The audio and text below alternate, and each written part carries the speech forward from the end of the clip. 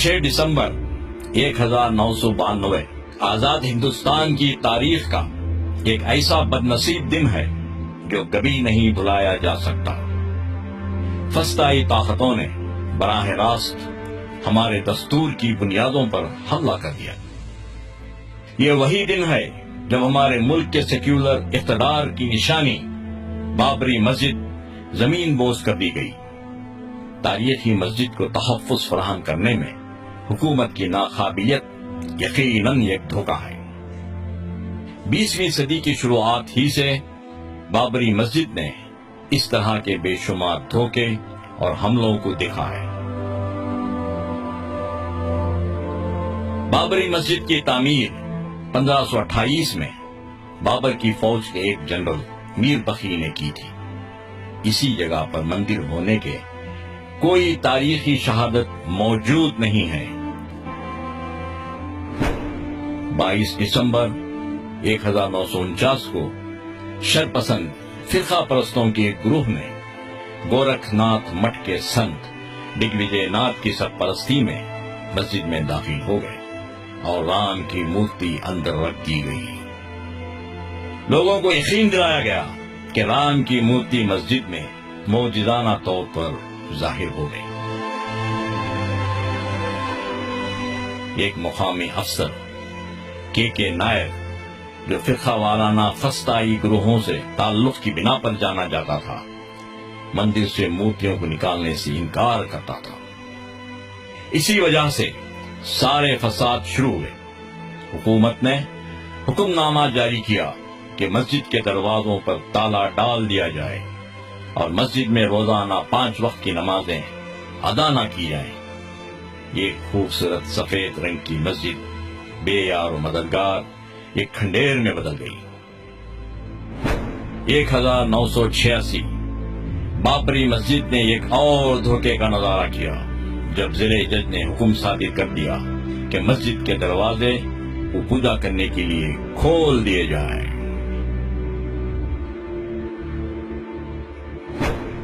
1986 کے بعد RSS اور اس کی ذیلی تنظیموں نے ایک فرقہ وارانہ منافرت کو شے دینے کے لیے رام جنم بھومی ابھیان کے نام سے ایک مہم چلا رکھی تھی تاکہ ملک کو فرقہ وارانہ بنیادوں پر تقسیم کر دیا جائے اور سیاسی ماحول تیار کرتے ہوئے بی جے پی کو اقتدار تک پہنچایا جائے۔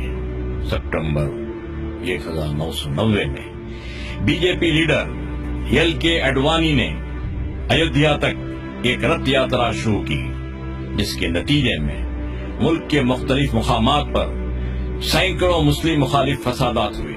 بالآخر RSS کے اپنے منصوبے میں اس وقت کامیابی ملی جب 1991 کے دوران بی جے پی اتر پردیش میں کامیاب ہوئی۔ 6 دسمبر 1992 کو VHP، بی جے پی اور RSS کی دیگر ذیلی تنظیموں نے مل کر ایک ریلی نکالی جس میں VHP اور بی جے پی کے کارسیوکوں سمیت لاکھوں کی تعداد میں مسجد کی جگہ پر جنونی طور پر جمع ہو گئے۔ اڈوانی، مرلی منوہر جوشی اور اما بھارتی جیسے بی جے پی لیڈرز اشتعال انگیز تقریر کرتے ہوئے کارسیوکوں کو مسجد منہدم کرنے کے لیے ابھار رہے تھے۔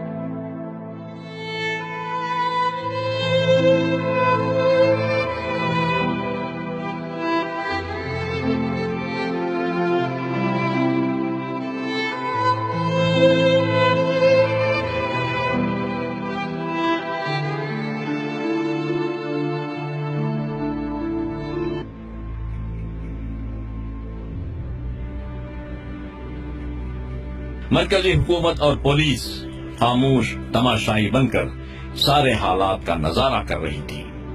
فیصلہ کن موڑ پر پہنچتے ہوئے کار سیوکوں نے بابری مسجد کے گنبدوں کو مسمار کر دیا اور ایک مندر منتقل کر دی۔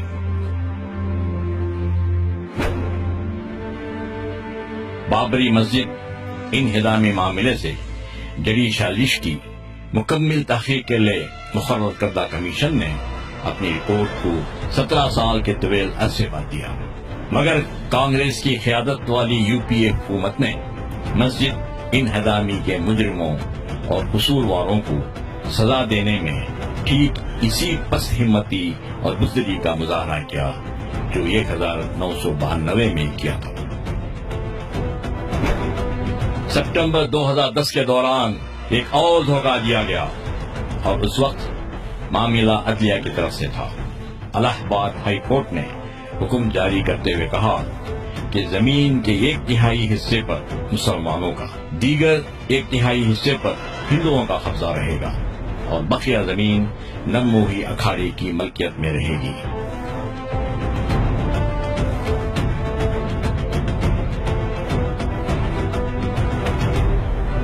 اب معاملہ سپریم کورٹ میں موجود ہے۔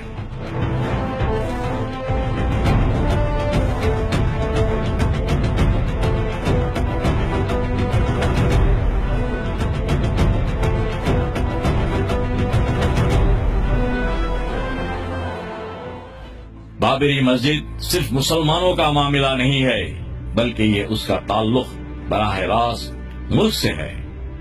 ملک کے ہر ایک شہری سمیت حکومت کا فرض ہے کہ وہ بابری مسجد کو انصاف دلائے۔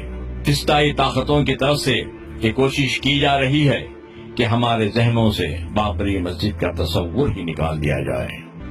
آئیے آج ہم ان فرقہ پرست فسطائی طاقتوں کو جواب دیں کہ ہم کبھی بابری مسجد کو نہیں بھول سکتے، کیونکہ ہم خود بابری مسجد ہیں۔ ہندوستان کی عوام انشاءاللہ ضرور بابری مسجد کی دوبارہ تعمیر کرے گی۔